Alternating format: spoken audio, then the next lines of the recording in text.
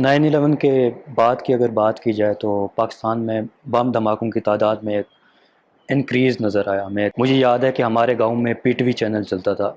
तो उस वक्त आहिस्ता आहिस्ता जैसे ही हमें मतलब शऊर आने लगा या हमें चीज़ें समझ आने लगी, तो जो खौफ का जो एलिमेंट था वो इंक्रीज़ होने लगा।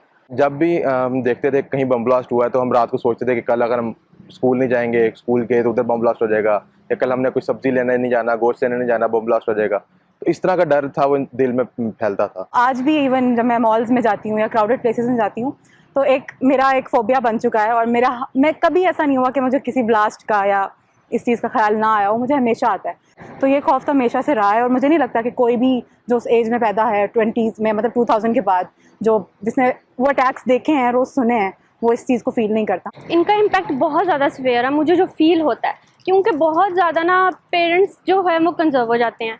वो कहते हैं कि मतलब वो बहुत डरते हैं। अब सपोज़ अगर मैंने कहीं अकेले जाना है, किसी ट्रिप पे भी जाना है, तो उनको डर लगता है कि बहुत ज़्यादा जहाँ कोई लोग इकट्ठे हो जाते हैं वहाँ टारगेट किया जाता है, आप ना जाओ, हमें सेफ़ नहीं लग रहा, क्योंकि स्कूल्स तक तो उन्होंने छोड़ा नहीं है। मैं गैरिजन स्कूल में पढ़ता था जब पेशावर अटैक हुआ 2014 में, 16 दिसंबर 2014 में। तो मेरे जो पेरेंट्स थे और जो रिश्तेदार थे, उन्होंने कहा था तुमने स्कूल नहीं जाना, गैरिजन स्कूल नहीं जाना, और वो थ्रेट पे भी था।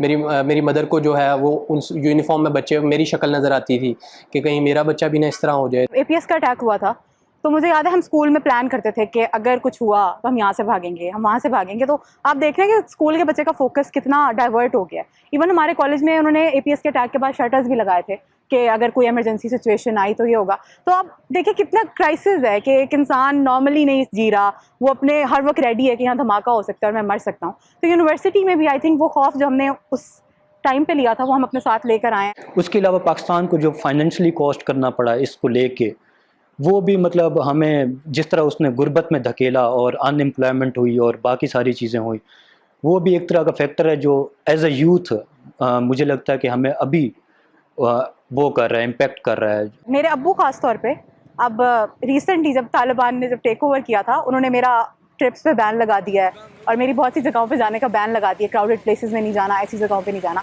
तो हमारे वालिदैन वाकई स्ट्रिक्ट हो गए हैं क्योंकि कोई भी किसी को खोना नहीं चाहता और हमें पता है कि पॉलिटिकल अफेयर में, इंटरनेशनल रिलेशंस पे हम वहाँ तक जा नहीं सकते, हमारा बस नहीं चल रहा कि हम वहाँ जाके कुछ कंट्रोल करें।